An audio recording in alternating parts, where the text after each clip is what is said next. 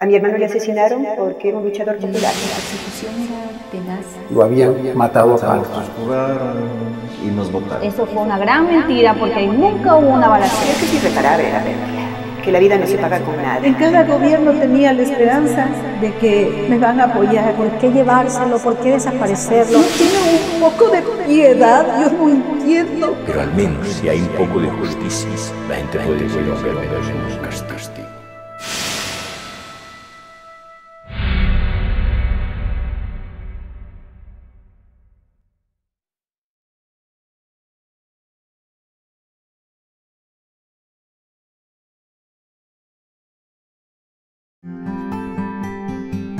Reconocer que tenemos una historia común depende de compartir una misma memoria para recordarla. La memoria histórica es mucho más que la suma de los recuerdos individuales.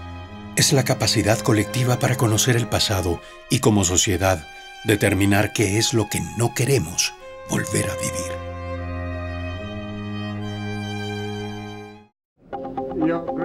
En el mundo ha sido necesario hasta hoy instituir 36 comisiones de la verdad para investigar violaciones graves a los derechos humanos cometidas por agentes del Estado en gobiernos autoritarios y conflictos armados, pero también bajo regímenes democráticamente electos.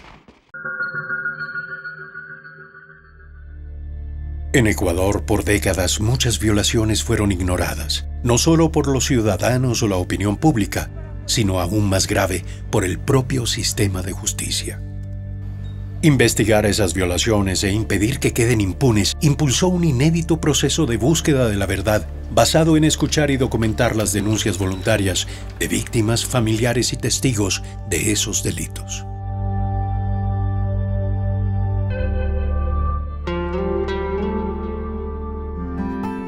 La del Ecuador fue la 33ª Comisión de la Verdad creada en el mundo, y su mandato fue esclarecer las violaciones graves a derechos humanos ocurridas entre 1984 y 1988 y otros periodos hasta el 2008.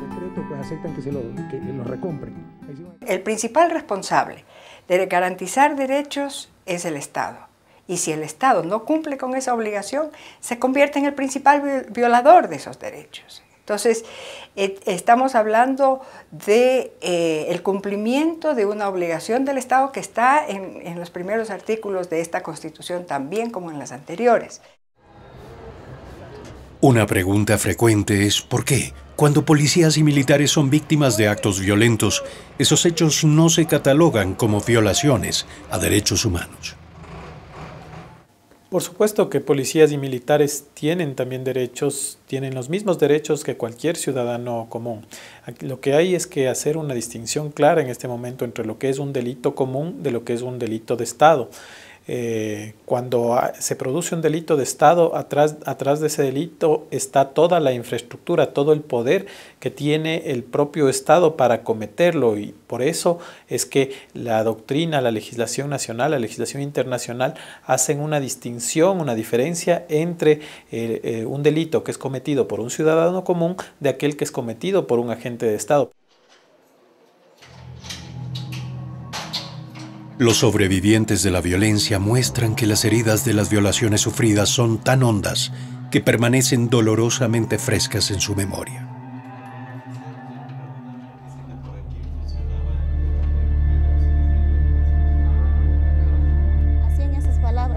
Así de vívidos son los recuerdos de centenares de víctimas de violaciones ocurridas hace más de 25 años bajo el gobierno de León Febres Cordero.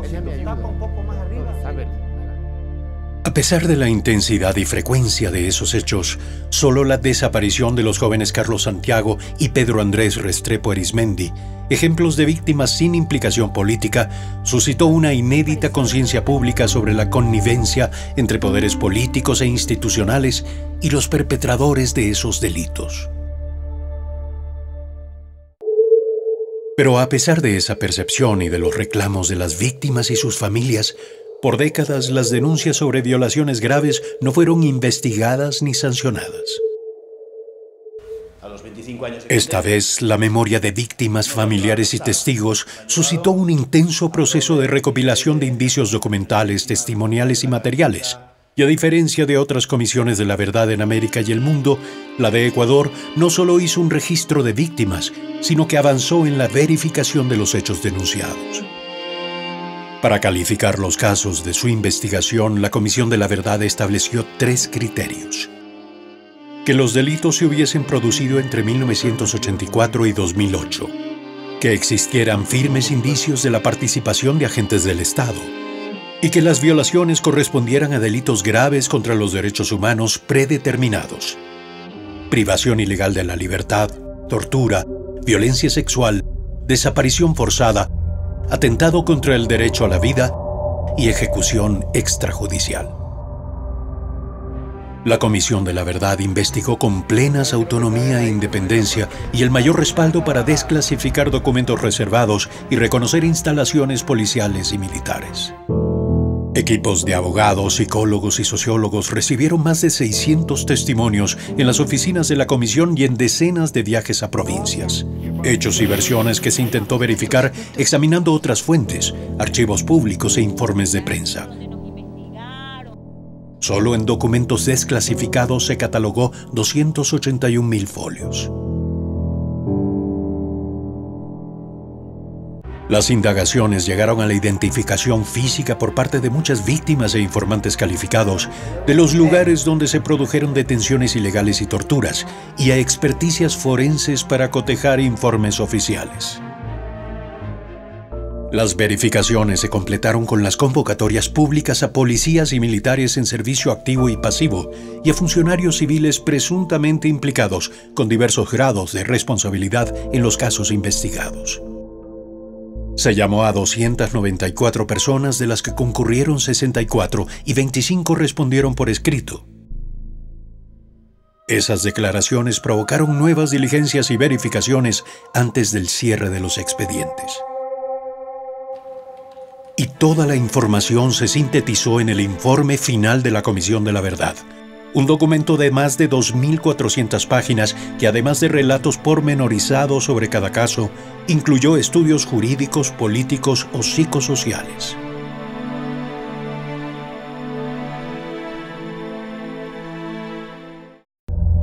Las violaciones a los derechos humanos por parte de agentes del Estado son atropellos a la legislación internacional como a las leyes nacionales. En ocasiones, esos actos quisieron justificarse como derivación natural de la pretendida guerra contra los que se llamó enemigos internos. El gobierno de Febres Cordero aplicó esa definición a miembros del grupo Alfaro Vive Carajo, pero también a dirigentes sociales y políticos e incluso a ciudadanos comunes.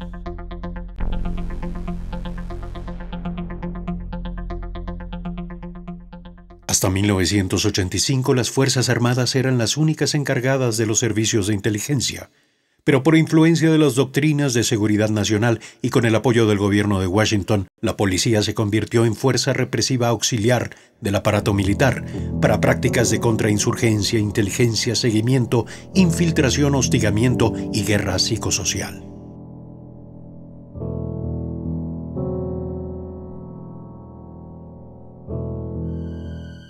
Como derivación del antiguo Servicio de Investigación Criminal se creó el llamado SIC-10, una estructura clandestina cuya existencia fue siempre negada por el gobierno de Febres Cordero, como hasta hoy no la reconoce oficialmente la Policía Nacional. Yo tuve la oportunidad de entrevistarme con el general Miguel Arellano, ¿sí?, que había sido jefe de inteligencia militar, o era jefe en esa época, que era amigo de un amigo nuestro, y dijo, bueno, que quería ayudar, y él me lo dijo directamente. A sus hijos los detuvo el SIC-10 por algo, una cosa menor, pero ya mismo se arregla el problema, ¿ok? ¿Qué es el SIC-10? Nadie sabía que era el SIC-10. Entonces, nosotros siempre en nuestro discurso hablamos del SIC-10. La policía siempre negó el SIC-10. El SIC-10 era una estructura formada por Vaca, Edgar Vaca, con los más conspicuos represores del SIC, ¿sí?, para hacer esta labor antisubversiva y violadora de derechos humanos como un grupo clandestino. Pues hay documento ahí, logrado por la Comisión de la Verdad, donde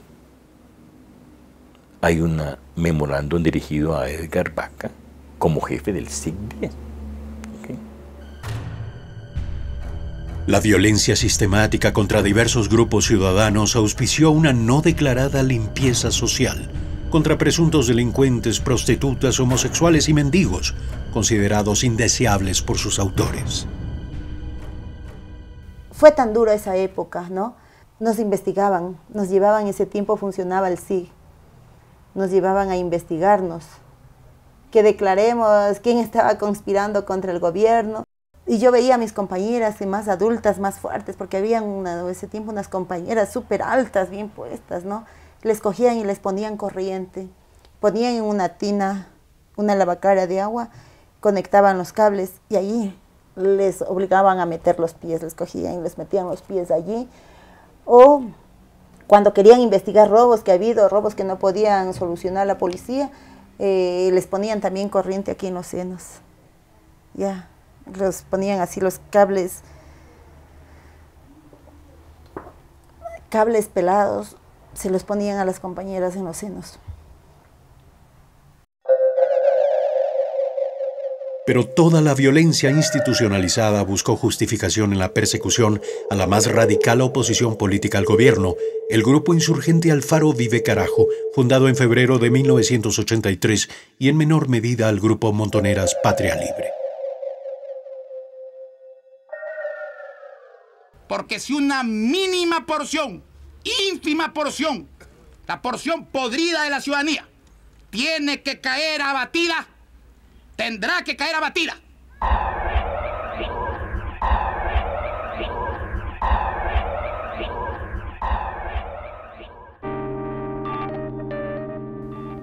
Rosa Mireya Cárdenas Hernández, estudiante de Administración de Empresas de la Universidad Central, tenía 22 años cuando se incorporó como activista al grupo Alfaro Vive Carajo. A fines de 1983, tras ser detenida en Esmeraldas, torturada y apresada durante 2 meses, buscó residencia en Nicaragua. En agosto del 84, regresando a Managua, luego de participar en un congreso de jóvenes en Panamá, hizo escala en Costa Rica, donde fue detenida por la policía y llevada a un centro de torturas en San José.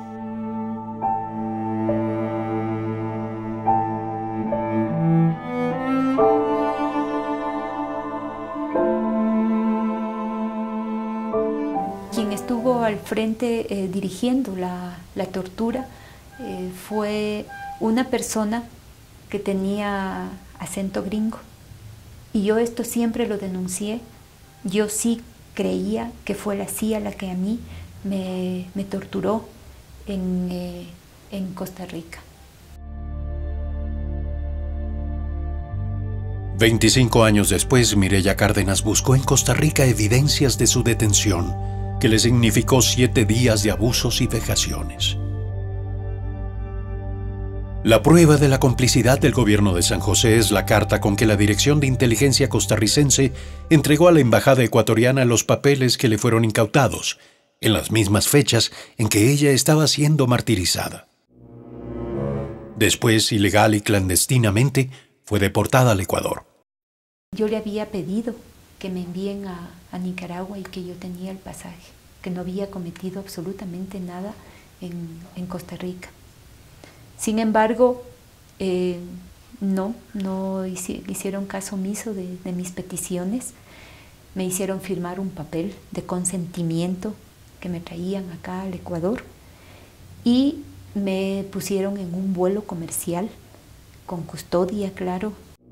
Cárdenas recuerda que al llegar a Quito la recibió en persona el entonces ministro de Gobierno y Policía, Luis Robles Plaza. Me dio un beso en la mejilla y me dijo al oído que no intente absolutamente nada y que abajo me estaba esperando un carro.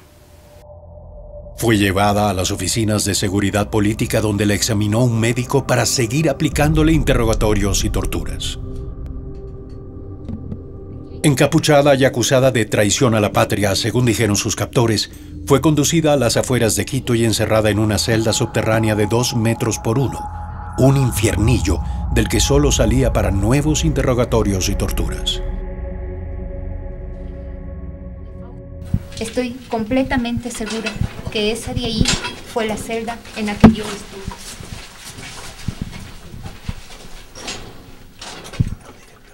Esta fue la celda en la que 2 semanas duró su encierro en aquel lugar, el mismo que reconoció acompañada por comisionados e investigadores.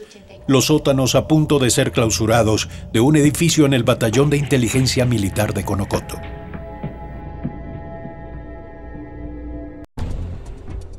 En un instructivo de la CIA desclasificado del Consejo de Seguridad Nacional, en la sección descaradamente titulada Manual de Entrenamiento para aprovechar al recurso humano, se recomienda construir y utilizar celdas con medidas exactas, con puertas de metal que induzcan la sensación de total aislamiento, sin luz para privar de la noción del tiempo y sin colchón para impedir el descanso. Un modelo replicado aquí, en la Brigada de Inteligencia Militar de Conocoto. Y yo recuerdo bien, ¿no?, que salía de aquí y me llevaban para este lado de acá. Y en este lado de acá eran las investigaciones, donde estuve desnuda todo el tiempo, donde me pusieron electricidad en las manos, donde me daban golpes, me lanzaban agua fría. Decenas de víctimas reconocieron su ingreso en escalera de caracol, el frío de sus celdas, el golpe metálico de sus puertas y el tránsito al espacio de torturas con cables de corriente y tanques de ahogamiento. De los sótanos de Conocoto hablan también víctimas que pertenecieron a las propias estructuras castrenses. La comisión ha investigado violaciones graves a derechos humanos en contra de ciudadanos comunes, pero también en contra de agentes de Estado. Hay algunos casos en donde las víctimas de esas violaciones han sido exmilitares o militares, policías, oficiales en servicio activo, que también han sido víctimas de violaciones a derechos humanos. Fui secuestrado por miembros de inteligencia militar. Fui llevado a unas mazmorras que existían o existen en el batallón de inteligencia militar. Me encerraron ahí esposado, me denigraron, me desnudaron. Luego, pues lo más feo para mí era las torturas que ejercían a otros detenidos ahí. Los gritos desgarradores, y yo decía, ¿qué horas me vienen a torturar a mí? El momento que se detuvo el auto, pues continuó otro poco más hasta que llegamos a un edificio en el que me hicieron descender a un sótano, ¿no? Bueno, en cuanto a las cosas físicas, eran las descargas eléctricas, las humillaciones de obligarte a desvestirte tú misma, quedar desnuda delante de estos tipos. Los ahogamientos, las tensiones de las extremidades, las imputaciones de electricidad al cuerpo por todas las partes. Estos sótanos se usaron entre el 84 y el 95 como parte de la Escuela de Inteligencia Militar para las 3 fuerzas. Aquí se capacitó en métodos de tortura de acuerdo a manuales e instrucciones superiores. En la comisión tenemos documentación que prueba cómo en el año 84-88 se impartieron órdenes a las fuerzas de seguridad para detener ilegalmente a ciudadanos, para torturarlos, incluso para desaparecerlos o ejecutarlos extrajudicialmente, con el mero fundamento de considerarlos opositores al gobierno de turno. Otro documento desclasificado llamado Medidas para Manejo de Personal, Documentos y Material, en la sección sobre captura de insurgentes, define como subversivo a todos quienes alteran el orden público mediante sabotaje, huelgas, paros o cualquier otra acción.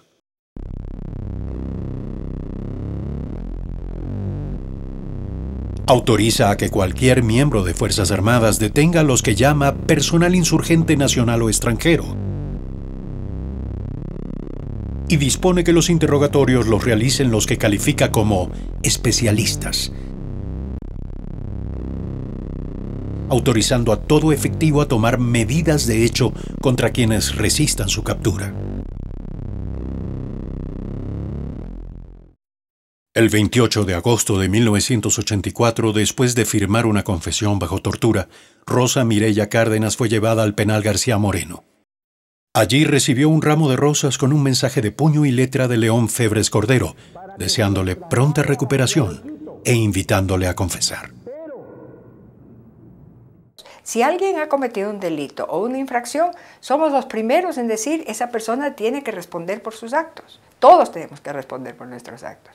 Y como digo, si ha cometido una infracción o delito, para eso hay una administración de justicia para investigar, juzgar y sancionar. Debe ser sancionado al probarse su culpabilidad.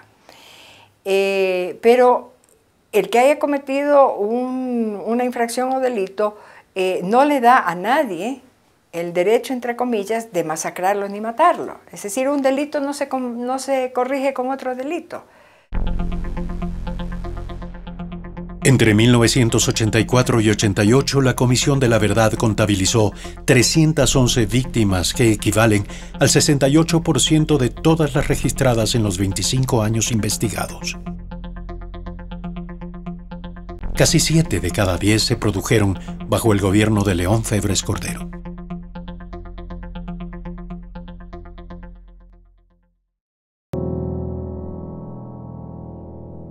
A mediados de 1985, militantes de Alfaro Vive Carajo y el M-19 colombiano secuestraron al banquero guayaquileño Naim Isaías.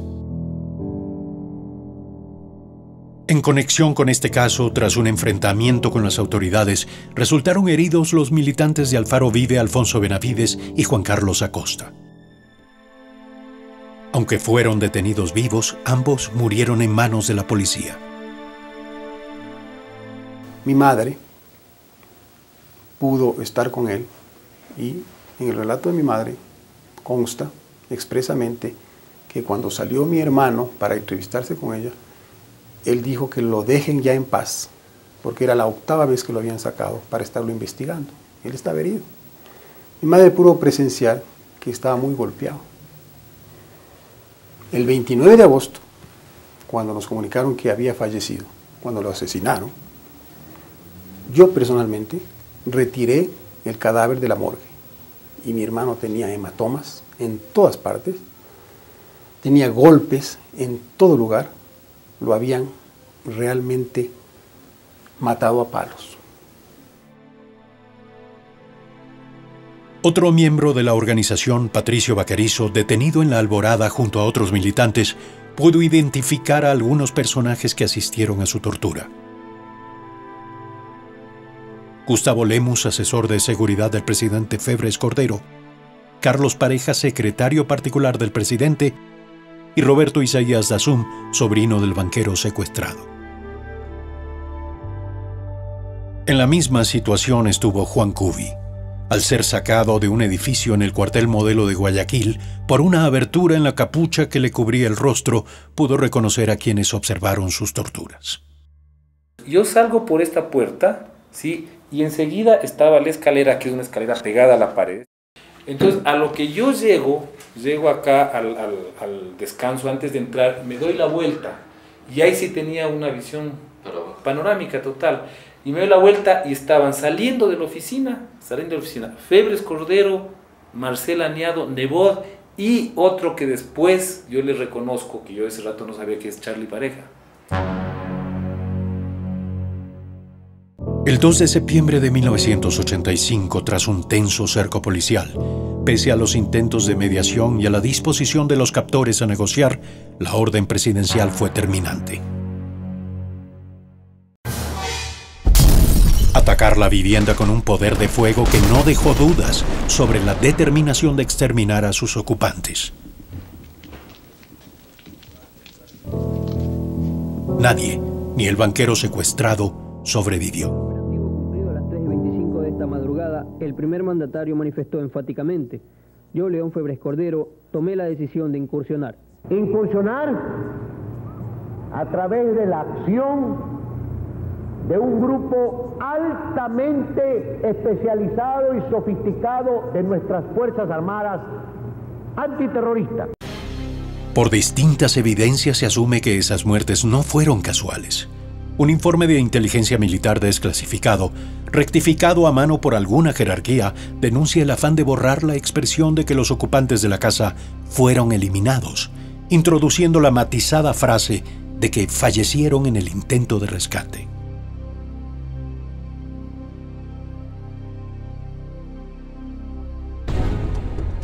La responsabilidad superior del presidente en el violento desenlace y la implicación de su secretario particular Carlos Pareja, del gobernador del Guayas Jaime Nebot, del ministro de Gobierno Luis Robles Plaza y de su asesor Gustavo Lemus, se deducen de la carta en la que Febres Cordero ordenó a los oficiales Milton Andrade, Gustavo Gallegos y Edgar Vaca seguir las órdenes de los mencionados funcionarios y comunicarle a él los resultados.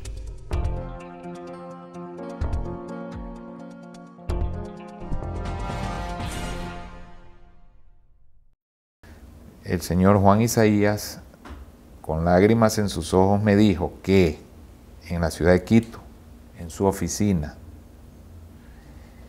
que en la noche aquella, previa a la madrugada en la cual falleció el señor Naín Isaías, él se reunió con el ingeniero Febres Cordero y le indica y le dice: yo he estado secuestrado, yo sé lo que es un secuestro, es lo que él me decía.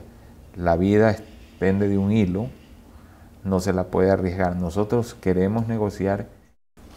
Y le dijo al ingeniero Febres Cordero que a las 7 de la mañana se iban a reunir en el departamento los hermanos para analizar qué paso seguir ante las ofertas y las posibilidades de negociación.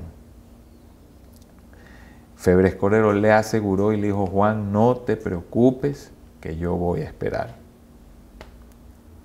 Y sorpresivamente, en la madrugada entraron a la casa y pasó lo que pasó. Esto pues es algo que don Juan Isaías me dijo siempre que no podía olvidar, ¿no? Era un dolor demasiado grande, porque él cree, pues él me decía, la frase que él me decía es: Febres Cordero mató a mi hermano.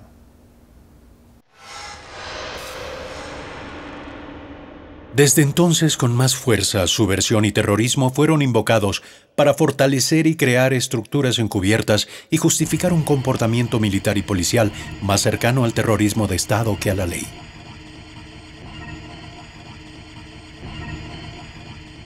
En el caso de Alfaro Vive, lo que demuestra es que de antemano los agentes del Estado pretendían crear una percepción social de tener al frente un enemigo altamente poderoso, altamente peligroso y en número altamente representativo. Situación que en la práctica, visto el desenlace de los hechos, no era de esa naturaleza.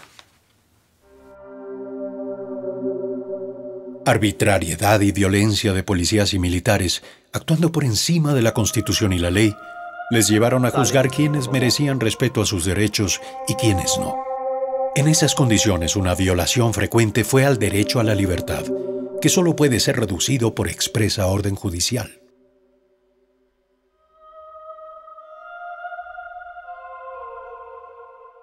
La sola arbitrariedad de determinados miembros, sea de la policía o del ejército básicamente, condujo a la detención arbitraria, sin fundamento alguno, porque tampoco hubo situaciones de flagrancia, a la detención arbitraria de ciudadanos que, a partir de esa detención arbitraria, fueron sometidos a otras violaciones de sus derechos humanos.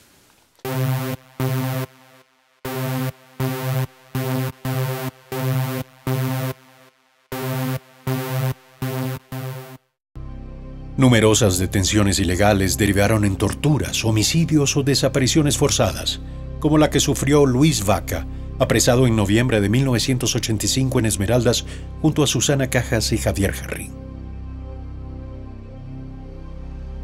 Llevados primero al cuartel Montúfar, Vaca y sus acompañantes fueron torturados en la Brigada de Inteligencia Militar de Conocoto.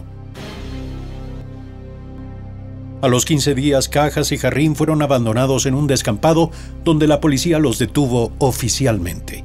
Y Vaca permaneció por 2 años y medio incomunicado en Conocoto, mientras su hermano Edwin, cabo de transmisiones en el Ministerio de Defensa, era detenido y asesinado. La decisión de desaparecer a Luis Vaca se habría tomado a pocos días de su arresto, como lo prueba un informe militar de diciembre de 1988, en el que se incluyen los nombres de todos los apresados, menos el de Vaca.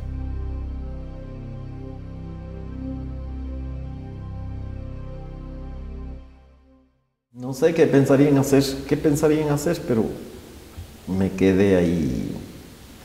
Todos los días me sacaban el aire. Entonces prácticamente ahí ya pasé los 2 años, ya ganó Borja. Y me imagino que con Borja yo ya he de haber sido ya una papa caliente, pues ya no atinaban qué hacer conmigo. Entonces prácticamente después ya vino creo que era capitán, teniente, ¿qué sería? Pero ya me comenzó ya a decir ya que te vamos a soltar, que esto otro, que no irás a estar haciendo declaraciones, cosas así. Entonces, yo prácticamente hasta me fueron a dejar a la casa. Una noche cogieron, me vendaron y me fueron a dejar a la casa a Ibarra. Me dejaron una media cuadra. Y en el bolsillo me dejaron unos pesos colombianos para decir que yo venía de Colombia. Casi el 60% de todas las desapariciones forzadas en 25 años fueron entre 1984 y 1988. Si para sus responsables la pretendida guerra contra la subversión les excusó de detener ilegalmente y desaparecer a muchos sospechosos, también les sirvió para ejecutar a decenas de ellos.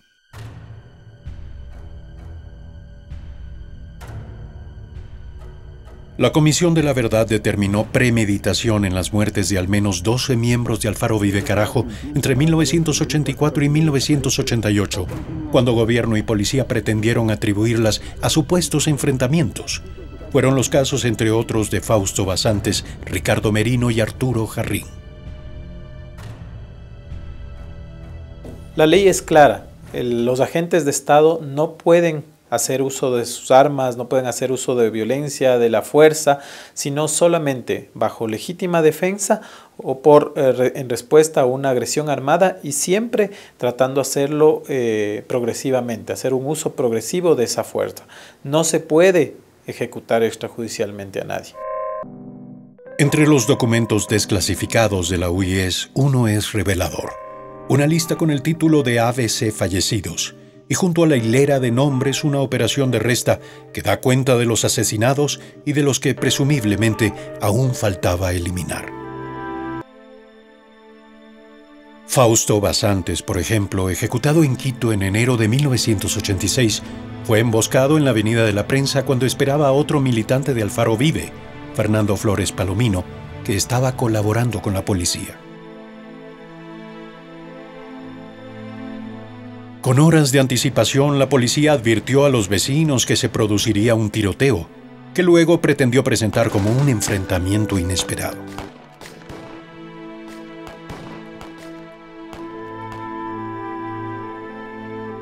Contradiciendo el parte policial que habla de una larga balacera, testigos confirmaron que Basantes levantó las manos en señal de rendición, fue obligado a tenderse y, ya sometido, fue acribillado en el suelo.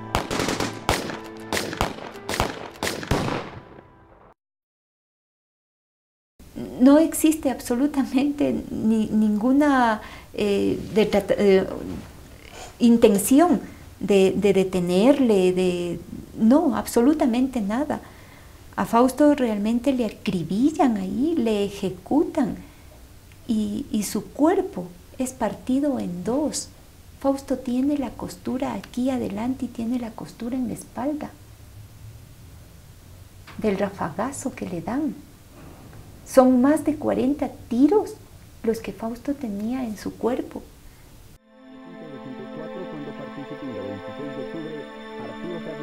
En octubre del 86, la prensa informó de la muerte de Arturo Jarrín, principal dirigente de Alfaro Vive, en un enfrentamiento con la policía en el sector de Carcelén, en Quito.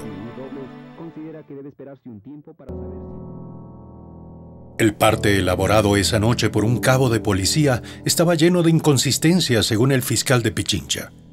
Describía, por ejemplo, a un cadáver vestido con camisa celeste a rayas manchada de sangre, mientras el exhibido en la morgue fue maquillado y vuelto a vestir. Sin embargo, aquel parte igual fundamentó una versión policial largamente cuestionada. Desde el día que recibió el cadáver nuestra madre, el 26 de octubre de 1986, ella denunció que no hubo tal enfrentamiento porque el cuerpo de Arturo tenía huellas de tortura, tenía las muñecas muy magulladas y tenía moretones por todo el cuerpo y el número de orificios de bala que tenía el cuerpo eran incontables. La Comisión de la Verdad confirmó que en realidad Jarrín fue arrestado en Panamá en una operación conjunta, como reconoció el autor de esa detención, exmiembro de las Fuerzas de Defensa panameñas. Echamos el vehículo para atrás y lo abordaron. Como le digo, no sabía que era Arturo Jarrín, que era de Alfaro Vive, sabía que era una persona que lo estaban buscando y esa es la referencia de los nombres que tenía. Llamé nuevamente y me dijeron que lo entrara. Cuando entramos ya estaba el cuartel vacío, no había 2, 3 personas ahí. Fui donde el coronel y ahí me encuentro con 3 personas que son del ejército ecuatoriano. Ya en el G2, Inteligencia Panameña, Jarrín fue reconocido por un informante del Ecuador y entregado a 2 oficiales ecuatorianos. Esto le agarraron la mano y le inyectó. Y apenas que lo inyectó él de una vez, quedó estático, pues. Lo agarraron y lo montaron al vehículo de ellos. Eso fue aproximadamente como a las 2 de la mañana. Y me dijo el coronel que los acompañan al aeropuerto, que iban, sí lo escuché hablando, que le estaba diciendo a alguien desde el Ecuador que el avión salía a las 6 de la mañana. Días después, Arturo Jarrín apareció muerto en Quito. Una testigo del barrio de Carcelén declaró que por esas mismas horas vio como un grupo de policías asesinaba a un hombre en plena calle.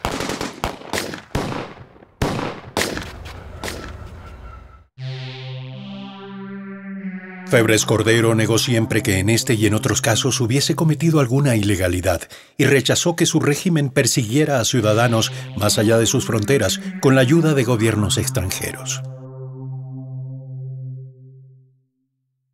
Es que me acuerdo de Cecilia, la secretaria, Cecilia Correa, le pidió la llamada. Yo estaba ahí, era año 86, ¿verdad? Sí, yo había salido pues poco antes del ministerio.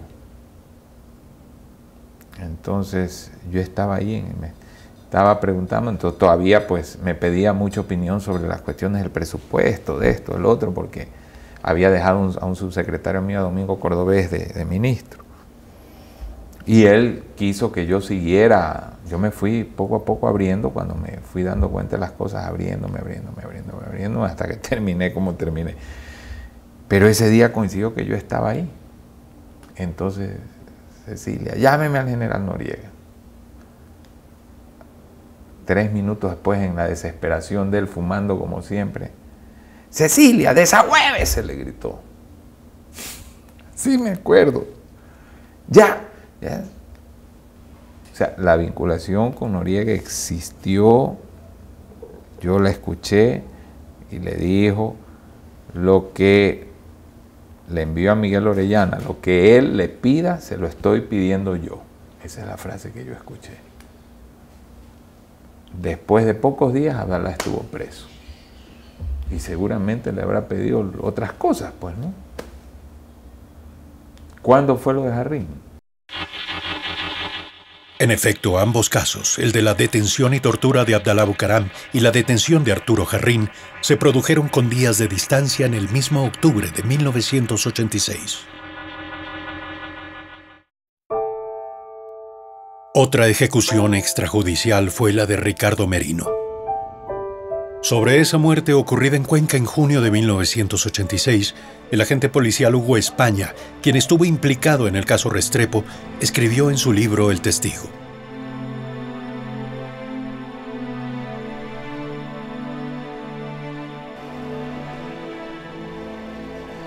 Cuando hicimos el allanamiento lo encontramos dormido en la cama. Al entrar en su dormitorio se asustó, indefenso, vestido solo con terno interior. Los jefes del operativo le ordenaron que se levantara, pegándole a la pared y descerrajándole impactos de bala a quemarropa.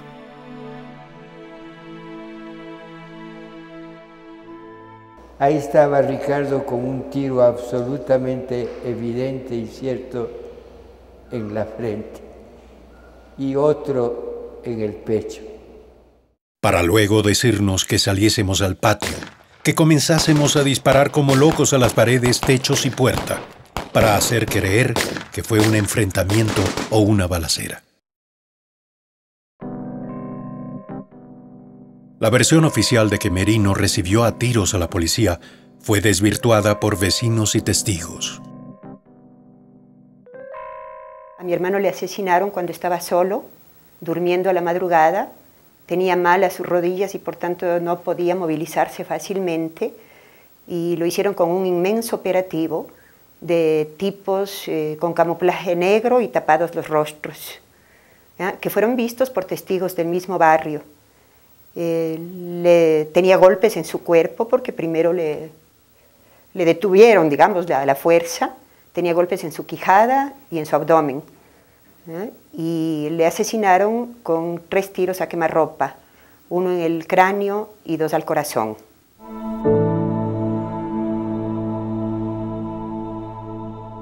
En la policía hay una máxima que usan mucho y que la practican, que es negar y mentir es padre y madre, ¿sí? ¿Y dónde saco yo, dónde supe yo de esta máxima? En nuestras salidas a la plaza, que fueron por 18 años, un poco más, se arrimaba mucha gente, ¿no? Y entre esos varios expolicías, ¿no? Que me decían y me repitieron esto: vea, la policía nunca va a reconocer, porque a nosotros tenemos siempre como principio negar y mentir es padre y madre. En ciertas estructuras de seguridad, el ocultamiento de violaciones de derechos humanos, más que un hábito, fue un procedimiento. Un desclasificado manual de inteligencia militar para enseñar a redactar informes dispone que nunca se mencione los medios y técnicas usados para encontrar la información. Un informe, afirma el instructivo, debe contener lo que el investigador descubrió, no lo que hizo para descubrirlo.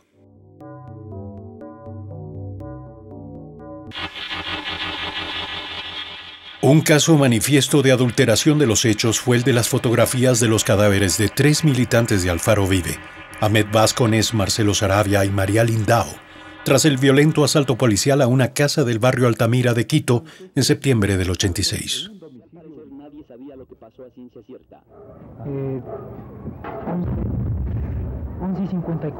En un descuidado afán por apoyar una versión forjada, la propia policía reveló la adulteración de la escena y sus evidencias. Sus fotos muestran, por ejemplo, que los cadáveres fueron movidos. Algunas gráficas exhiben los cuerpos con más billetes esparcidos sobre ellos. Unas los enseñan desarmados y en otras aparecen con armas.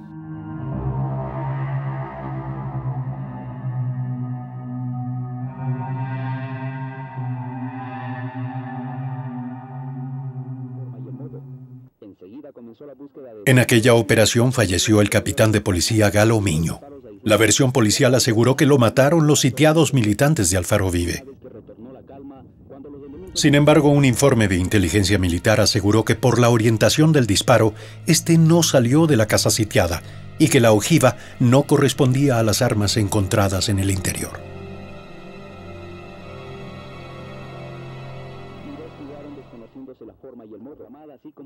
Estas y otras adulteraciones configuraron un patrón frecuente para encubrir violaciones a derechos humanos, especialmente ejecuciones extrajudiciales por parte de estructuras y agentes policiales y militares. El ministro de Gobierno, Luis Robles, considera que debe esperarse un tiempo para saber si el grupo Alfaro Vive desaparece o continúa operando en el país.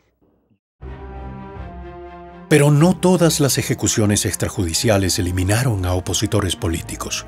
Luis García, estibador del aeropuerto Simón Bolívar de Guayaquil, fue asesinado en un operativo de inteligencia para investigar el robo de una cámara fotográfica del equipaje de un pasajero.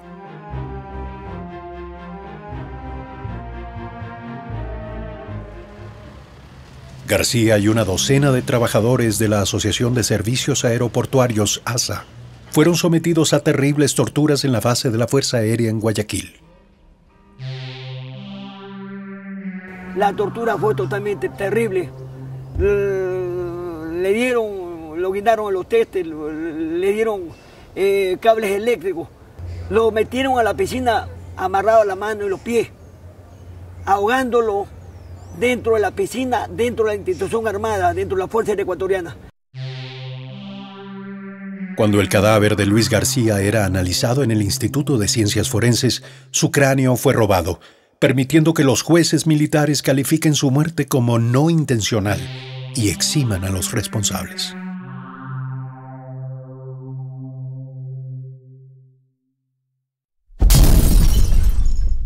En un entorno represivo sostenido en el supuesto combate al narcoterrorismo, desbordes y abusos contra ciudadanos comunes fueron frecuentes.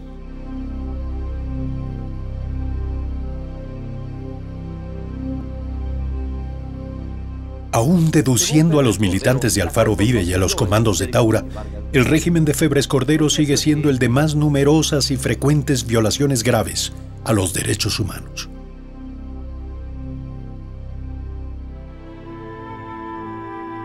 El 8 de enero de 1988 desaparecieron en Quito Carlos Santiago y Pedro Andrés Restrepo Arizmendi, ecuatorianos menores de edad de 17 y 14 años respectivamente, cuando a bordo de un Chevrolet Trooper sin licencia para conducir se dirigían a recoger a un amigo que viajaba al exterior para llevarlo al aeropuerto.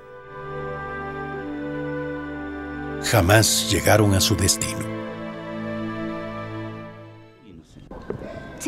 La subteniente Doris Morán, a cargo de la investigación, intentó inicialmente, se presume con el conocimiento de sus superiores, forjar la versión de que los jóvenes eran drogadictos y activistas de izquierda, y promovió una trama de informantes anónimos y vínculos con el narcotráfico y la guerrilla colombiana.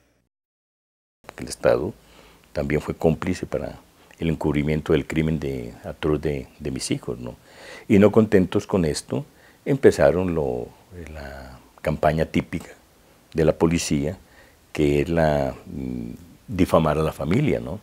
Nos trataron de colombianos indeseables, trataron de decir que éramos narcotraficantes, que los niños habían desaparecido, se habían matado en un supuesto accidente de tránsito por venganzas, ¿no es cierto? Con lo cual, pues, ante un crimen tan atroz de la desaparición de 2 hijos, venir una lucha de la familia a lo largo del tiempo a demostrar que esto era una infamia y una calumnia, ¿no? Después de una lucha denodada de la familia Restrepo, a 2 años de la desaparición de sus hijos, se sometió a examen de una comisión internacional designada por el presidente Borja la versión policial de que los jóvenes fueron víctimas de un accidente de tránsito. Especulación apoyada en la misteriosa aparición en una quebrada de restos del vehículo Trooper y de zapatos de los desaparecidos.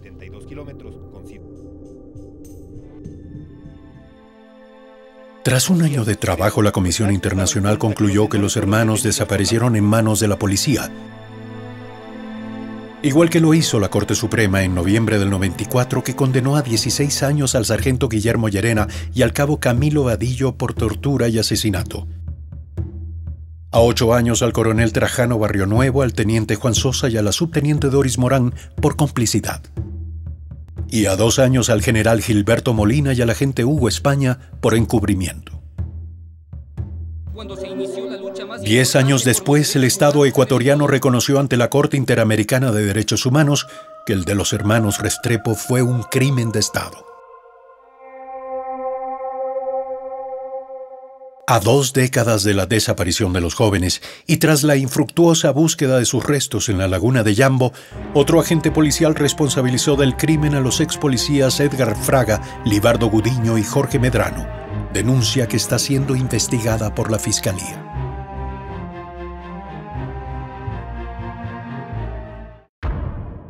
El caso Restrepo implicó a miembros de cuerpos de élite como el Grupo de Intervención y Rescate, el Servicio de Investigación Criminal de Pichincha y el SIC-10, aquella estructura encubierta que luego se transformó en la Unidad de Investigaciones Especiales y cuya existencia siguió siendo negada por la Policía Nacional. El SIC-10 no viene a ser sino una sigla que puede identificar en un momento determinado a un patrullero como está identificado en la central de radio patrulla, o puede ser identificado en un momento determinado por un equipo de trabajo, puede ser, pero nunca, jamás ha existido en la Policía Nacional orgánicamente una unidad como SIC-10.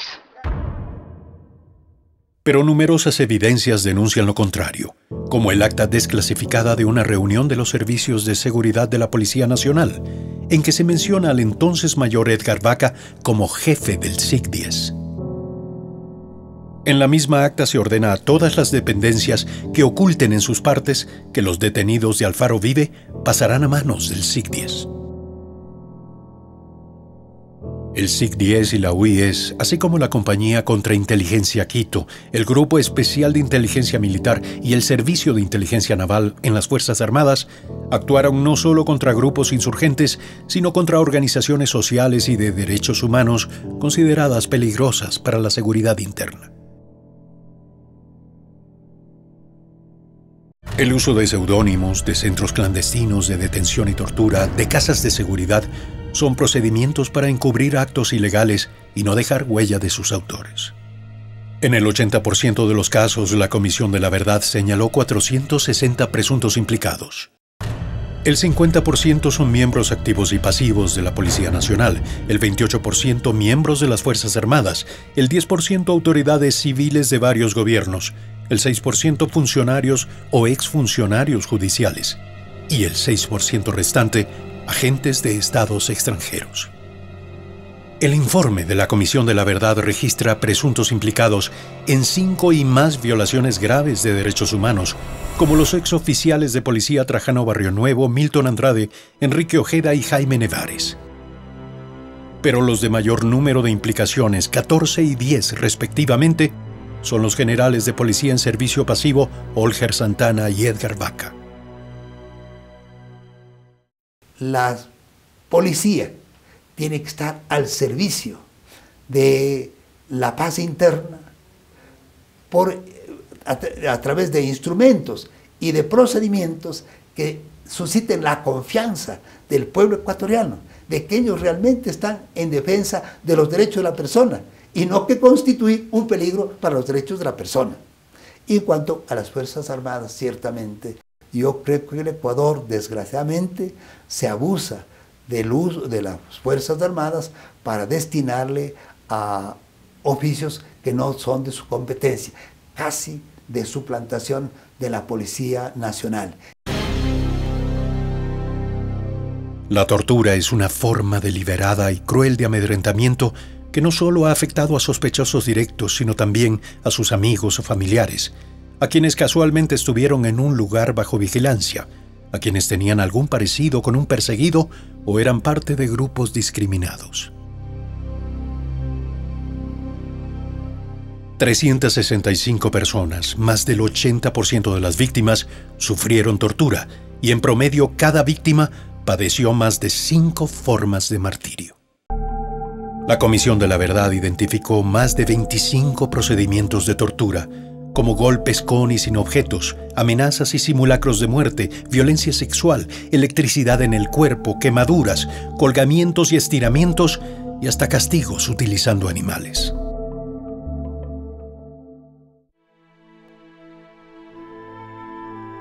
La edad, la tendencia política, religiosa o el género de las víctimas no refrenaron la crueldad de sus torturadores, autojustificados por la pretendida culpabilidad de las víctimas que decidieron al margen de todo proceso de justicia.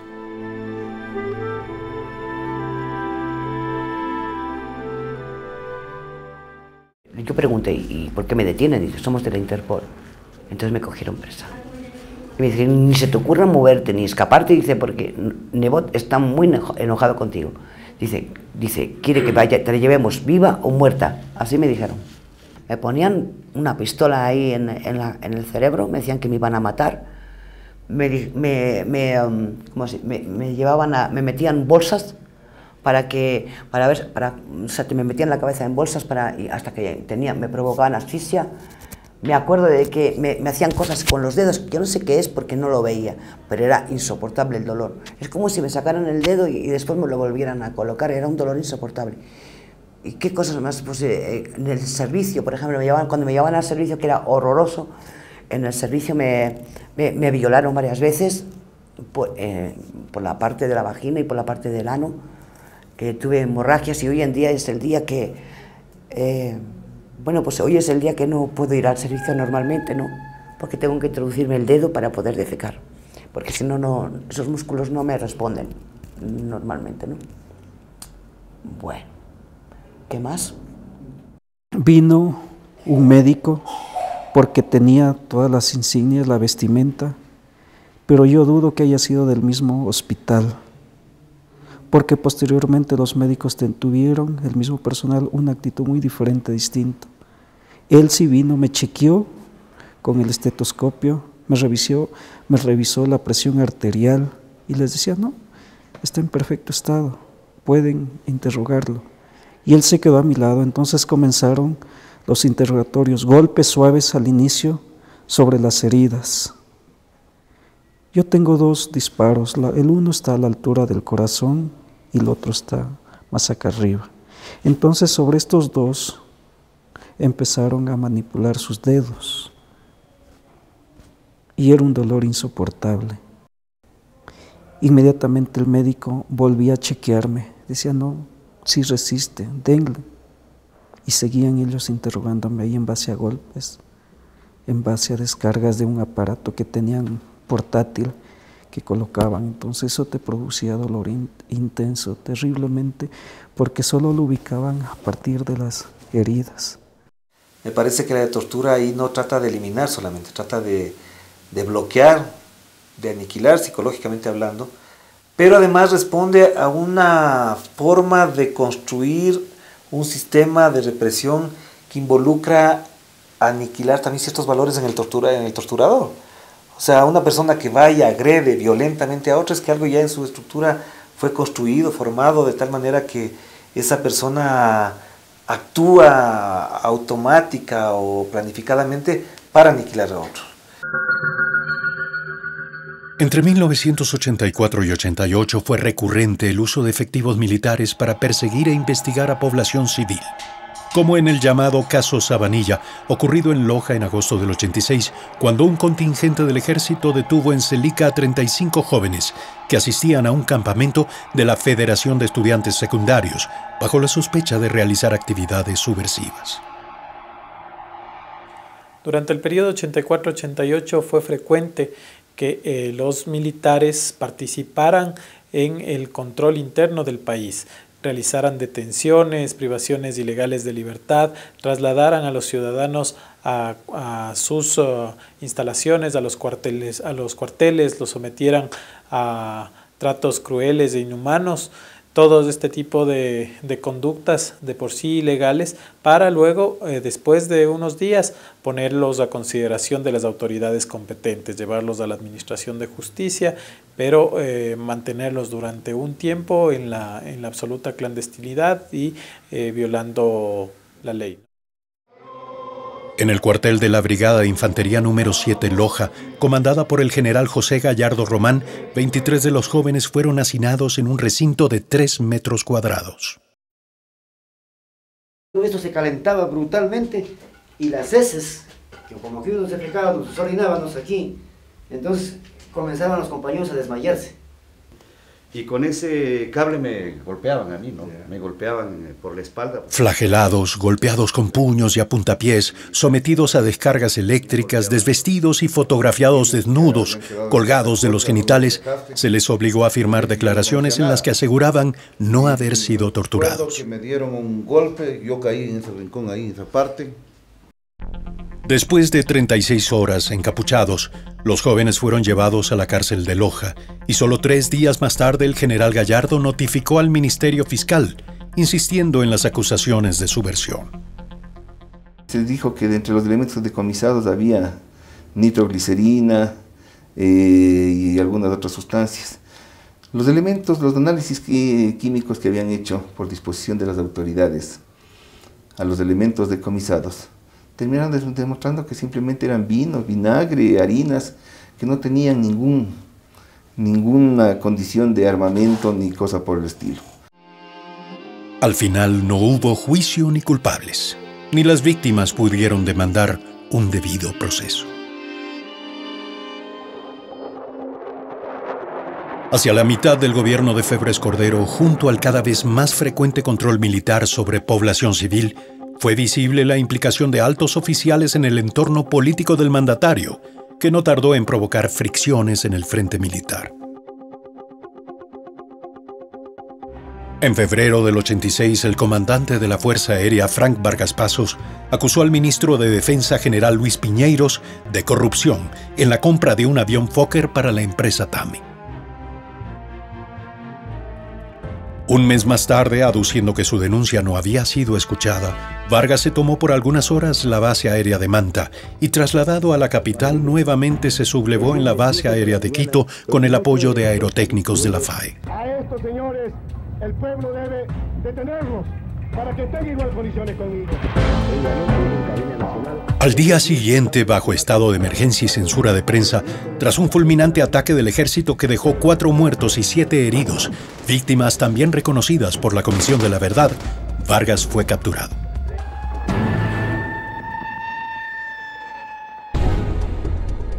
En pugna con el poder legislativo, Febres Cordero mantuvo en prisión al general insurrecto, ignorando la amnistía que le había concedido el Congreso y acrecentando el malestar en filas de la Fuerza Aérea.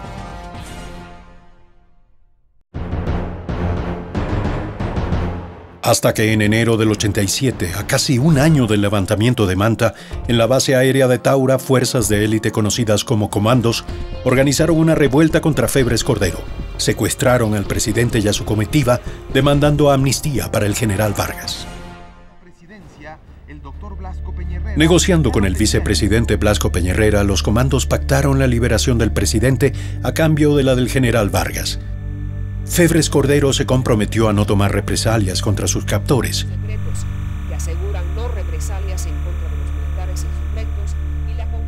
Pero el acuerdo no se cumplió y los comandos fueron detenidos y torturados.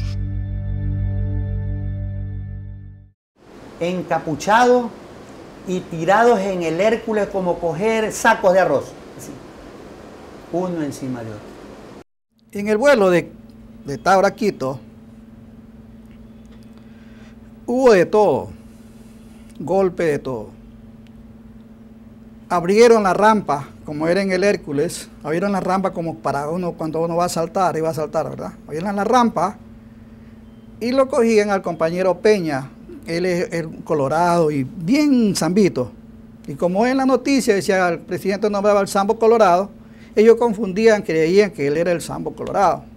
Y lo ponían al filo de la que lo botaban. A mí, por lista, me enviaron a Conocoto, el cuartel de inteligencia militar, donde me maltrataron física, psicológicamente, me torturaron, me pusieron corriente de 110 voltios en los testículos. Me metieron corriente aquí por la pantorrilla, me dieron de palmadas en la espalda con un machete. He torturado y me dañaron. Me tiraban soñado cada 2 horas. Me despertaba, me sacaban nuevamente y fui muy vejado. Yo describo que aquí estuve y que por aquí no sabía cuál era la hora, cuál era el día, cuál era la noche. Y que ni siquiera quería comer porque presumía que me iban a envenenar. Aquí en estas celdas, si lo podemos hacer cuenta de que son celdas, no había derecho a denigrar la dignidad humana.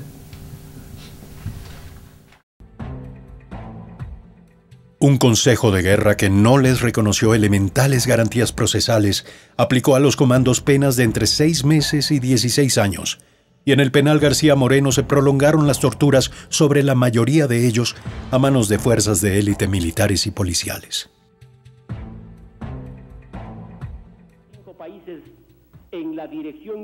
La Ley de Gracia de 1976 facultó al presidente Borja a conmutar sus penas y fueron excarcelados en 1988. Pero solo la Asamblea de Montecristi en enero de 2008 resolvió su amnistía y la restitución de sus derechos, disposición que todavía no se cumple.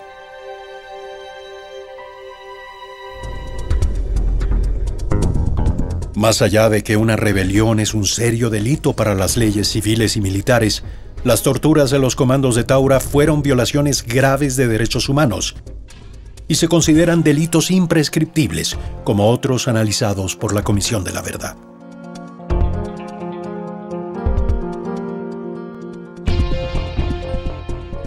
La Real Defensa de los Derechos Humanos no juzga a las víctimas, su motivación o las razones por las cuales actúan no son juzgadas por la defensa de los derechos humanos. Y en el periodo 84-88, algunos de los miembros de grupos insurgentes fueron juzgados por haber actuado al margen de la ley, fueron juzgados y sancionados, cumplieron una sentencia. Sin embargo, los que han violado sus derechos, actuando también al margen de la ley, esas personas no han sido llamadas a rendir cuentas de su actuación. La investigación sobre los hechos de Taura aportó datos que podrían servir para reexaminar la historia y el rol de sus protagonistas. Yo quisiera que el pueblo ecuatoriano se acuerde que no solamente por Fran Vargas Paso hicimos esto, porque el señor Febres Cordero nos fue a pedir 3 veces a la base de Tábara. Era la única base en la Fuerza Aérea que no estaba de acuerdo para que este señor sea dictador en el país. Yo fui delegado por mi escuadrón cuando el general Vargas se tomó la base de Manta. Yo fui delegado por mi escuadrón, el ingeniero Febres Cordero, con el actual alcalde, en esa época era gobernador Jaime Nebot. Ellos llegaron a las 12 de la noche a la base de Taura a manifestar de que todas las Fuerzas Armadas estaban de acuerdo y solamente la base de Taura faltaba para que le apoyen a una dictadura. Eso era una reunión amplia con todo el personal de la base de Taura en el auditorio. Después pasamos al casino de oficiales, en donde manifestó de que esa era la única salida y la única solución al problema que se había ocasionado con el general Vargas. Y en vista de que no tuvo ningún apoyo, porque en ese entonces la Fuerza Aérea y la base de Taura no lo apoyaron en eso, al despedirse como a las 3 de la mañana dijo que en nuestras manos quedaba la responsabilidad y que éramos nosotros los responsables de lo que iba a pasar de hoy en adelante. A la luz de esa versión, la crueldad extrema en la tortura a los comandos de Taura se explicaría como un escarmiento de Febres Cordero a sus opositores, pero también como represalia por la negativa a respaldar un supuesto plan de dictadura que habría contado con la aceptación de otros jefes militares. Solo y muy pocas veces se han dispuesto cambios. Lejos de que los hechos de Taura sirvieran para temperar el carácter autoritario de Febres Cordero, la represión se tornó todavía más severa y frecuente. Es así que el 42% de los atentados contra el derecho a la vida se produjeron en ese 1987, el año de mayor número de violaciones graves a derechos humanos en los 25 analizados por la Comisión de la Verdad. La violencia oficial llegó al extremo de hacer casi evidente el afán de acallar a opositores políticos y sociales. Ese habría sido el propósito de atentar contra el diputado Diego Delgado, quien desde la Comisión de Derechos Humanos del Parlamento llamó a juicio político al ministro de Gobierno Robles Plaza. A poco de iniciar el proceso fue secuestrado y brutalmente golpeado hasta ser dado por muerto. Y ese día presentamos las preguntas para la interpelación del licenciado Luis Robles Plaza, que era jurídica y constitucionalmente quien podía dar cuentas por lo que había hecho el gobierno de Febres Cordero. Y que en el juicio le iba a demostrar cuando menos 114 casos gravísimos de violación de derechos humanos, incluyendo homicidios, incluyendo torturas tremendas, casos de desaparición de personas. Delgado reconoció a un mayor de policía como uno de sus agresores. Sin embargo, el gobierno eludió responsabilidad. El hecho de todos modos precipitó la censura al ministro de Gobierno, pero con el respaldo del Ejecutivo desafió al Congreso y permaneció 3 meses más en el cargo, tiempo en el que se producirían nuevas y graves violaciones de derechos humanos. Por orden directa de Robles Plaza, a pedido de la compañía minera La Tigrera de capitales chilenos y ecuatorianos, ocurrió una de las acciones más cruentas entre todas las investigadas. El desalojo de la cooperativa de mineros artesanales 10 de enero en el cantón Pasaje de la provincia del Oro en diciembre de 1987, ejecutada por el gobernador Carlos Falqués Batallas. Y él autorizó a la fuerza pública que nos haga el desalojo, pero no como personas, sino más bien como humanos, como animales silvestres que nos dieron bala, nosotros a mano vacía y ellos a mano armada. Pero nosotros pensábamos que era, como usted sabe, el desalojo no es a matar pues, a las personas, ni muertos tenían que sacarnos de ahí, pero eso hicieron. Centenares de efectivos policiales junto a decenas de civiles armados, muchos disfrazados de policías y militares según testimonios, con particular saña durante casi 2 días, dispararon contra hombres, mujeres y niños, convirtiendo el asentamiento en escenario de una masacre. Entonces cogimos una botella de agua y nos fuimos así. Él me llevaba para abajo y yo lo llevaba para arriba. Digo, vamos caminando, le decía yo, vamos caminando. Y él nada, hijo. Y él me jalaba para allá. En lo que él camina para allá, viene y de abajo la policía, le pega un tiro en toda la frente y cayó. Cayó así boca arriba. Y se le vio el punto aquí. Yo que estaba al ladito, yo pegué la carrera y corrimos para acá. Pero corrimos como unos 10 para acá, porque ya la bala era al cuerpo. Porque no dio candela, había por todos lados, era un infierno, así como que ahora nos metieran candela así por todo este lado. En la noche, mi hermano había bajado pagando a unos señores para que le den cargando a mi bebé, y mi hijita ahí junto a ellos, acompañando al bebecito, se había bajado. ¿Qué tal una violación a esa niña? Tenía 12 años, era desarrolladita. Ella le tuve que poner psicólogo porque de noche gritaba, le matan a mi papi, le matan a mi mami, levántate, decía, la hermana le pegaba, levántate, decía, le están matando a mi papi. La prensa habló de 6 muertos, pero testigos aseguran que no fueron menos de 30, lo que impidió determinar la clausura del área ordenada por Falqués Batallas. La Comisión de la Verdad registró 60 víctimas entre muertos, heridos y 32 desaparecidos, a cuyo paradero solo aluden los rumores sobre fosas comunes y cadáveres lanzados por despeñaderos. Esto es lo que no quisiera que nunca más vuelva a suceder. Y le pido a la Comisión de la Verdad que esclarezca la verdad. Entender la violencia entre el 84 y el 88 requiere considerar la propia naturaleza de la personalidad y el carácter de León Febres Cordero, que marcó su estilo de mando y muchas de sus decisiones. En 1988, último año de gobierno social cristiano, disipados los vientos de ruptura constitucional, Febres Cordero apareció resignado a entregar el mando a un nuevo presidente.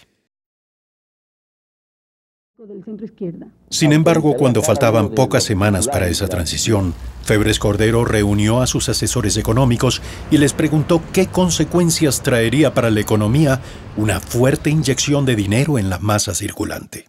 Sus asesores le advirtieron que esa medida sería desastrosa, que desataría hiperinflación, alzas dramáticas de precios y una grave crisis para los sectores medios y bajos de la población. Le dijimos que eso iba a producir una verdadera hecatombe en el país. Dijo textualmente, a mí qué chucha me importa este país de mierda, yo lo dejo cagado. ¿Cómo se puede aceptar que un presidente de la República intencionalmente programe destruir una sociedad? Yo creo que es un crimen de Estado. programar una inflación y programar una destrucción de la economía de un país.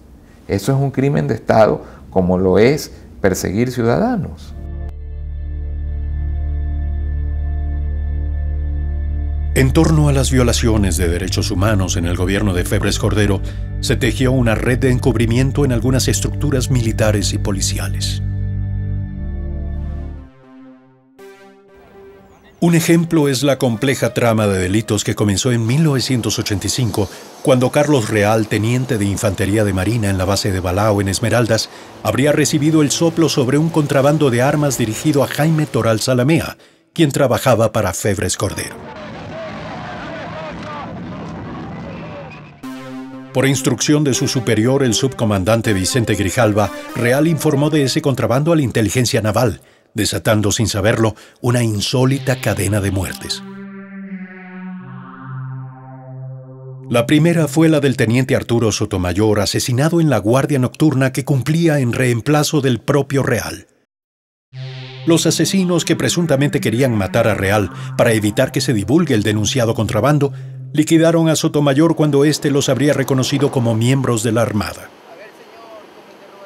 Pronto se rumoró en la base que Sotomayor fue asesinado por la propia inteligencia naval, irónicamente la misma dependencia a la que se le ordenó investigar su muerte. Y así fue que el teniente Fausto Morales Villota, subdirector de inteligencia, culpó del homicidio al marino Elito Vélez. El mismo día que ya lo sacamos al teniente Sotomayor del área de la cancha de tenis muerto, lo detuvieron al marinero Vélez Elito, al marinero Benítez en ese entonces, a Caranqui, y los esposaron en el dormitorio, al filo de una litera, a los tres. ¿Ya? ¿Y qué pasó luego? Luego ya fue todo contra el marinero Vélez Elito. Cuando llegó el comandante Endara con el comandante Zapater y un grupo de infantes de marina de la base de Guayaquil, el comandante Zapater le golpeó con la pistola y le quebró los dos dientes estos de aquí, los grandes, los superiores. Tanta tortura, de tanta corriente, de sacarle la uña con playo, de quebrarle la dentadura, se lo llevaron a Quito, al departamento de inteligencia. Bajo salvajes torturas, Vélez fue forzado a involucrar en la muerte de Sotomayor a un civil esmeraldeño llamado Stalin Bolaños. Un grupo al mando del capitán Chacón, de Infantería Marina, con un grupo de infantes de Marina, lo fueron a detener a la isla. Lo trajeron en la madrugada, entonces ahí es que yo fui testigo presencial, donde el capitán Morales con el sargento Cuello, el sargento Sañay, en el área de oficinas, lo mojaron, le pusieron corriente algunas veces, ahí fue que este tipo se le murió. Documentos demostraron que para ocultar que Bolaños murió en las torturas, con dinero de la Armada se pagó por una autopsia falsa que atribuyó el deceso a una intoxicación alcohólica. Mientras la familia del marino Elito Vélez, al retirar su cadáver en Quito, confirmó que le habían arrancado uñas y dientes. No tenía los dientes, tenía la nariz dañada y algunas cicatrices. 6 años después, en 1991, testigos y protagonistas revelaron los hechos al capitán Vicente Grijalva, quien había ocupado la subcomandancia de Balao, y así se supo cómo murió la maestra Consuelo Benavides. Por un pueblo que se llamaba Tachina, donde el señor capitán Fausto Morales fue el autor del asesinato, de acuerdo a las declaraciones que hace el sargento Briones.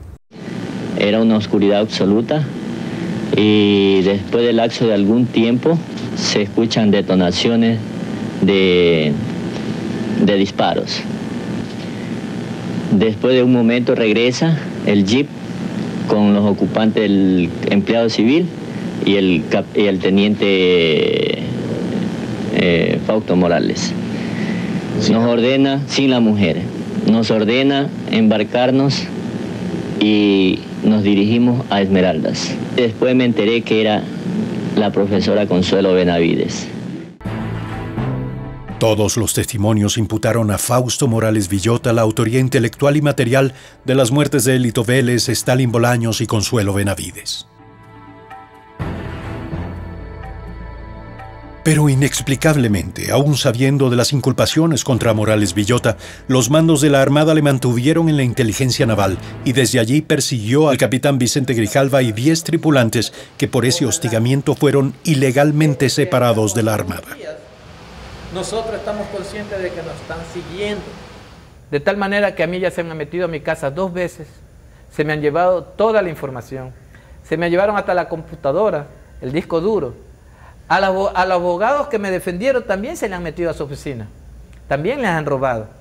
Pero sin embargo sigo manteniendo la información porque la tengo regada en varias veces.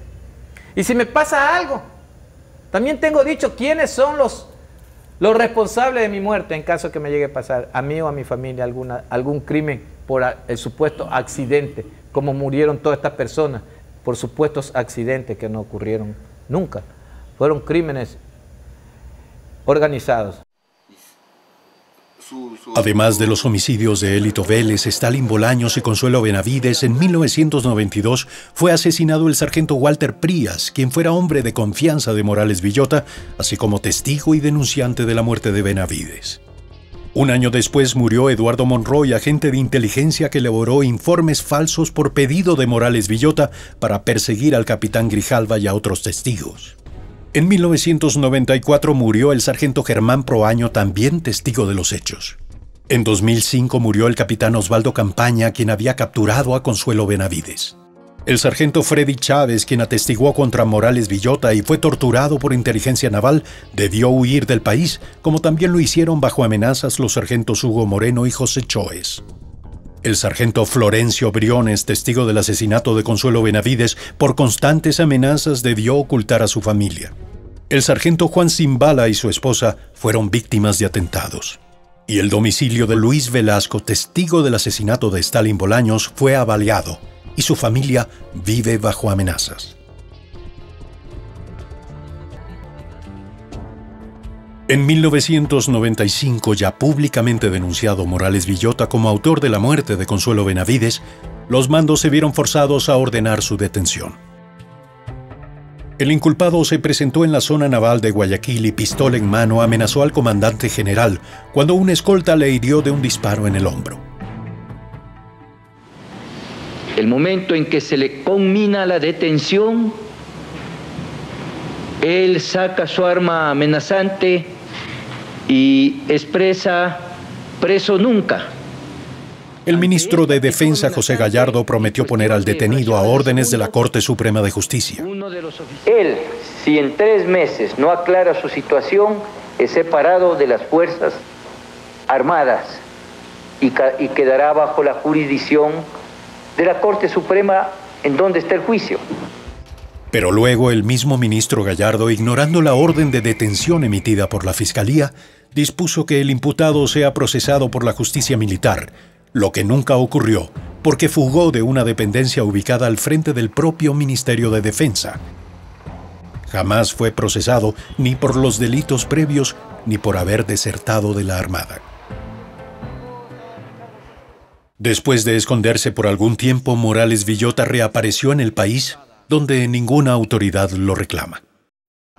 No tiene antecedentes. Los Morales Villota Fausto Santiago, se encuentra en Santo Domingo, en la sucursal, según los datos como manifestaba, de enero del 2010, y pertenece a la compañía TECCOL. Entre 1984 y 88 se violó derechos humanos de sindicalistas y campesinos, dirigentes políticos, periodistas, religiosos, estudiantes militares y ciudadanos comunes, aparte de los vinculados a grupos rebeldes. Es importante señalar que de las 456 víctimas que se mencionan en el informe, solo 19% reconocieron pertenecer o haber pertenecido a grupos o movimientos subversivos. El 81% restante lo conformaban dirigentes estudiantiles, políticos, sociales, incluso militares y policías. La Comisión de la Verdad cree que bajo el gobierno de Febres Cordero se produjeron ataques generalizados y sistemáticos contra población civil, con pleno conocimiento de sus autores, agentes de Estado, sobre el alcance de sus conductas. Es lo que se llama delitos de lesa humanidad. También se considera víctimas de esos delitos a los comandos de Taura y a los miembros del grupo Alfaro Vive Carajo, porque desarmados, en estado de indefensión y fuera de combate, según los términos del artículo 3 de los Convenios de Ginebra, merecían el trato que se debe otorgar a toda población civil. Quedando todavía 5 oficiales por cumplir encuentro con esposas e hijos, concitó la atención general. Era proporcionado, era realmente tan grave el peligro y la amenaza, y no había otra forma de reprimir. En segundo lugar, el uso, el atropello de las reglas del derecho humanitario, aún en el caso de los enfrentamientos armados, ya no solo internacionales, sino al interior de los países, es moralmente reprobable, porque no en periodos de confrontación desaparecen las exigencias morales que conlleva el derecho humanitario. Y si se han violado esas reglas, nuevamente aquello que parecía legítimo se convierte en ilegítimo. Por eso la Comisión de la Verdad cree que en las violaciones de derechos humanos en ese periodo concurren los elementos para considerarlas delitos de lesa humanidad, actos que ofenden la conciencia humana, amenazan la paz y la seguridad y por ser imprescriptibles deberán ser juzgados en cualquier lugar o tiempo.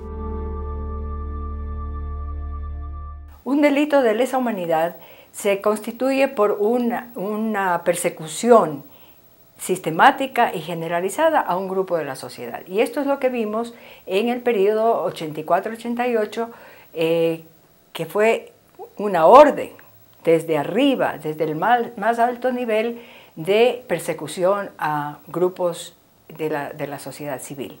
Ahora, también hay que tener en cuenta que la política de Estado no es solamente por acción, sino también por omisión. Después del gobierno de Febres Cordero en los 19 años posteriores hasta el 2008, límite del periodo analizado por la Comisión de la Verdad, aunque en menor número y frecuencia, se produjeron nuevas y graves violaciones de derechos humanos con los mismos signos de indefensión para las víctimas e impunidad para los responsables.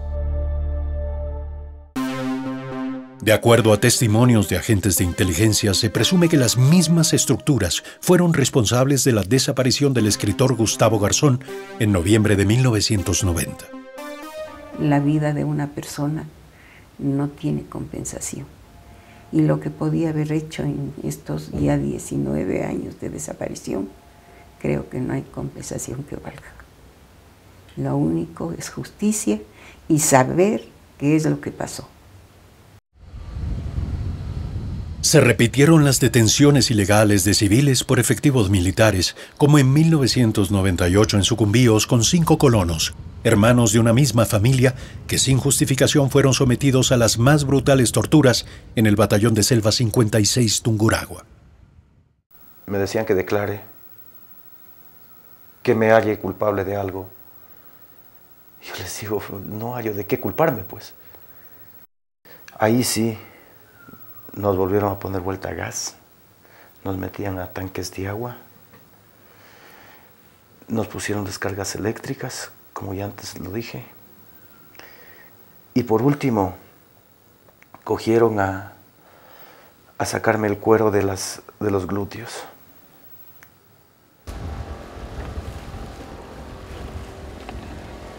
El bote se acercó disparándonos, entonces ahí fue cuando el bote se acercó y dice, alto, dice, que ustedes son piratas. Le digo, nosotros no somos piratas, nosotros decían que éramos colombianos, nosotros mismos somos pescadores de aquí, del cantón Atacama. Ahí, cuando yo me bajé de la proa, porque yo como ando divisando, mi hermano estaba muerto en la parte de atrás, él era el piloto. Mi otro hermano estaba en la parte de adentro de la cabina y estaba la pierna quebrada y a mí me dispararon en la mano. En 1999, con armas de combate, una patrulla naval en Esmeraldas disparó contra pescadores y mató a Luis Eduardo Casierra Quiñones e hirió a 2 de sus hermanos. Para justificar el ataque, los marinos acusaron a las víctimas de piratería. La impunidad en Ecuador ha promovido abusos y desbordes de poderes nacionales y locales, como la denominada limpieza social en Loja, perpetrada por una militarizada policía municipal a órdenes del alcalde José Bolívar Castillo. Tuvimos la baja de la muerte de la compañera Petrona Lulima, donde propiamente se podrá ver en este espacio donde están las compañeras, al frente es lo que muere la compañera Petrona Lulima.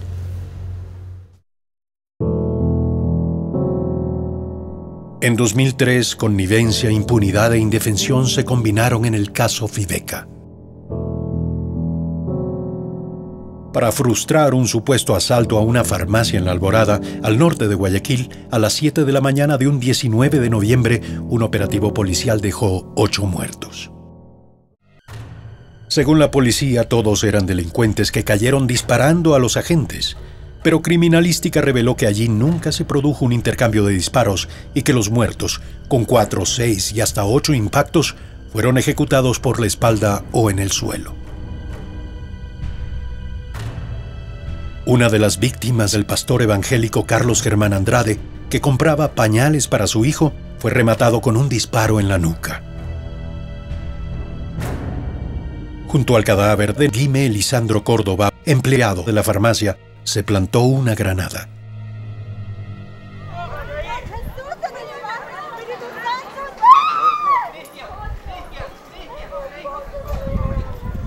Espíritu Santo, ¿por qué me abandonaste? Señor del cielo. Él era cliente, vino a comprar. Sí, señora, vino a comprar pañales para mi bebé. Tengo una bebé de 2 meses, 3 meses. Carlos Andrade Almeida, señor. Oh, señor, Espíritu Santo, ¿por qué lo mataron? Él era cliente, él no era nada, él salió a comprar pañales, señor. Oh, señor. Entonces la policía tiene mucho que ver. ¿Por qué existen los fueros policiales en el Ecuador? Cuando la justicia ordinaria tenía que haber respondido a nosotras. Pero sin embargo ellos cogieron el caso, se lo llevaron a la policía sobreseyó a todos aquellos, los liberó de culpa, pagaron una fianza de $1.002 y en realidad pues tanto se pelean los derechos humanos en el Ecuador que en realidad el derecho a la vida no existe para nosotras, nunca existió. En el operativo se detuvo a 3 personas que luego desaparecieron en manos de la policía. Me hago miles de preguntas. ¿Por qué llevárselo? ¿Por qué desaparecerlo? ¿Por qué negarme el derecho que tengo, el derecho que tiene mi hijo de enterrar a un familiar, de recordar lo que en ese lugar estuvo? Y bueno, son miles de preguntas en realidad y yo sí creo que el Estado ecuatoriano es el muy responsable de cada uno de nosotros como ecuatorianos. El caso Fibeca se cifra en una cadena de intimidaciones a víctimas y testigos por agentes policiales, como las narradas durante su detención en la penitenciaría del Litoral por Seidy Vélez Falcones, obligada a dar un falso testimonio ante el fiscal. El mismo fiscal Héctor Vanegas, en una decisión sorprendente, convirtió a los desaparecidos en culpables, acusándolos de coautores de un robo que nunca probó se hubiera producido. La Fiscalía Policial no encontró delitos graves de que acusar a los agentes. La Corte Policial les sobreseyó y la Justicia Ordinaria no los procesó con el argumento de que habían sido ya juzgados.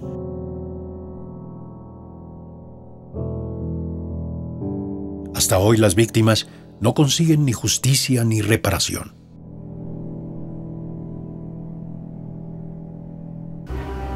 El caso Fonseca en 2003 demostró la pervivencia de prácticas de tortura en instalaciones militares y atropellos a las garantías ciudadanas bajo los llamados fueros especiales. Sistemas que al excusar violaciones de derechos humanos promueven el abuso de la violencia, como en el caso de la comunidad quichua Anaquisga, fuertemente reprimida por militares en 2005. Así, un puño nosotros allá adentro. No, compañeros, no pueden disparar porque somos mujeres. Y al rato menos pensando me dio el tiro, porque era el que quiere. Carlos Fonseca era obrero metalúrgico acusado de colaborar con contactos de la guerrilla colombiana. Bajo torturas fue obligado a firmar una declaración autoinculpándose, pero fue liberado y bajo amenazas se le exigió cambiar de residencia. Como no lo hizo, se le instauró un juicio militar que ilegalmente, por tratarse de un civil, lo sentenció a 2 años de prisión.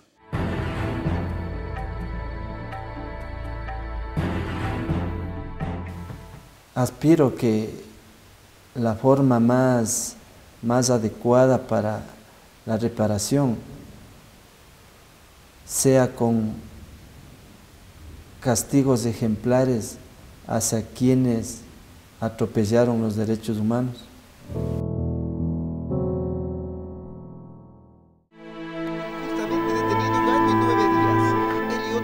La tortura como práctica y procedimiento de estructuras policiales se evidenció en marzo de 2008 en el llamado caso Terranova, en el que agentes del GAO, Grupo de Apoyo Operacional, torturaron a 3 ciudadanos pretendiendo que se autoinculpen del asalto a una joyería. No creían en mis testigos, no creían en nada, solamente querían obligarnos a aceptar una cuestión que nunca había cometido. Que posteriormente lo lograron. Fue una tortura a la que nunca esperé ser sometido. Nos hicieron abrir las piernas, patadas en los testículos. Eso fue terrible, terrible el ardor que se siente, el dolor, la impotencia, la dignidad que se le van llevando a uno.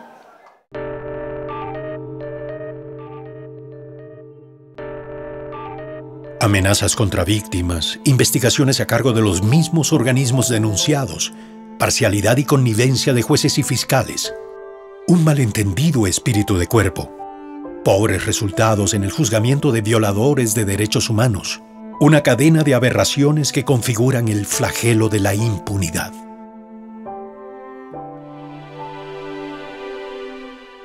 ...118 casos, 456 víctimas que tienen derecho a la verdad, a la justicia y a la reparación. Diciendo su verdad, las víctimas han comenzado a ponerle fin al miedo que sintieron durante años, a ese rasgo de la pesadilla de quienes han sobrevivido a la desaparición o a las torturas, en carne propia, en padres, hijos o en hermanos. Ejecutado el 28... Miedo a los perpetradores, a los estigmas y prejuicios, y al propio dolor de recordar. En cada gobierno les pedía audiencia y les decía que por lo menos me escuchen, por lo menos qué les costaba, por lo menos recibirme, darme una audiencia y por lo menos darme un consuelo. Fui sentado en una silla de fierro con los pies metidos dentro de una lavacara con agua y me aplicaron corrientes, electrodos de corriente en todo este sector de acá. Un tipo dijo una vez, qué pena que esta tal por cual no tenga al menos un hijo. Le trajéramos acá y a ver si ahí no habla hasta por los codos. Entonces, aquí quisiera decirte una cosa. Después de esto, o sea, yo nunca pude tener hijos. Y ellos me reclaman, papito, ¿por qué gritas? Y me siento mal. Digo, ¿qué hicieron estos hijos de puta? Porque tiene que pagar mis hijas. Igual mi esposa. A veces, ay Dios mío, mi esposa. La imposibilidad de tener una relación con alguna persona, llegar a tener una amistad o así, yo estoy incapacitada para tener una relación con alguien. Psicológicamente estoy maltratado a tal punto que no puedo abandonar mi pistola porque parece que todo el mundo es enemigo para mí. Porque muchas personas van a querer, yo no quiero saber ya nada más de aquello, ¿no? Es demasiado doloroso y el recuerdo también supone una reactivación de la afectividad negativa, ¿no? O sea, cuando uno... pero también es diferente, como me dijo una persona haciendo un peritaje en la Corte Interamericana de una víctima de un caso colombiano, un caso Pueblo Bello, de una masacre, cuando yo estaba entrevistándole a un papá de un desaparecido, yo le dije, bueno, te voy a tener que preguntar sobre muchas cosas dolorosas, ¿no? Tal vez le voy a tener que preguntar sobre esas cosas porque es muy importante que yo entienda lo que a usted le ha pasado precisamente para poder hacer un buen informe con eso, ¿no? Y él me dijo, no importa, esta vez tiene sentido. La Comisión de la Verdad puso a consideración de la Asamblea Nacional una ley para dignificar y reparar a las víctimas de violaciones graves a derechos humanos y delitos de lesa humanidad, para asegurar la judicialización de sus casos y tanto para víctimas como para toda la sociedad ecuatoriana, garantizar los derechos a la verdad, la justicia, la reparación y la no repetición de los hechos. Debemos estar conscientes que las graves violaciones de derechos humanos afectan a la sociedad en su conjunto y no solamente a quienes son víctimas. En una sociedad en que estos hechos se toleran, cualquiera de nosotros puede ser víctima de una violación a derechos humanos.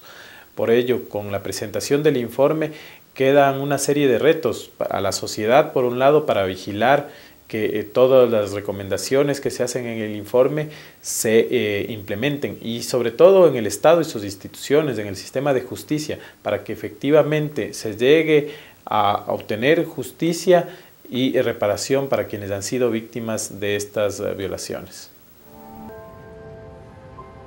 Una sociedad que no está dispuesta a reparar a las víctimas de violaciones graves a derechos humanos difícilmente lo está para impedir que hechos similares se repitan. Pero, ¿qué significa reparar? Un término que alude a componer, a restañar. ¿Qué alcance puede tener cuando todos sabemos que la desaparición forzada, la tortura, la violencia sexual, el homicidio, entrañan daños y pérdidas irreparables? Lo que no tiene arreglo es las vidas perdidas, ¿no? No tiene arreglo la desaparición de los familiares, ni la ejecución, no tiene arreglo la tortura sufrida, ni los años de vida perdidos, ni el desplazamiento, ni muchas de esas consecuencias no tienen arreglo. Es decir, no se puede volver a una situación de partida previa como si esa violación no hubiera existido, ¿no?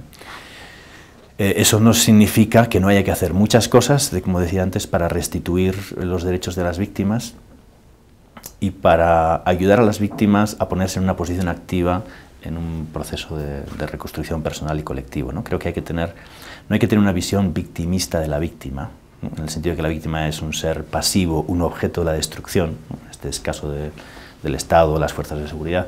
También es una persona resistente, es una persona sobreviviente, es una persona, muchas de ellas que han estado en un proceso de lucha por el cambio social, ¿no? Entonces, también creo que es importante rescatar una memoria positiva de las víctimas, no una memoria basada solamente en el impacto traumático, sino también una memoria que ayude a rescatar esas fortalezas y el aporte que han hecho muchas víctimas a la reconstrucción de sus sociedades.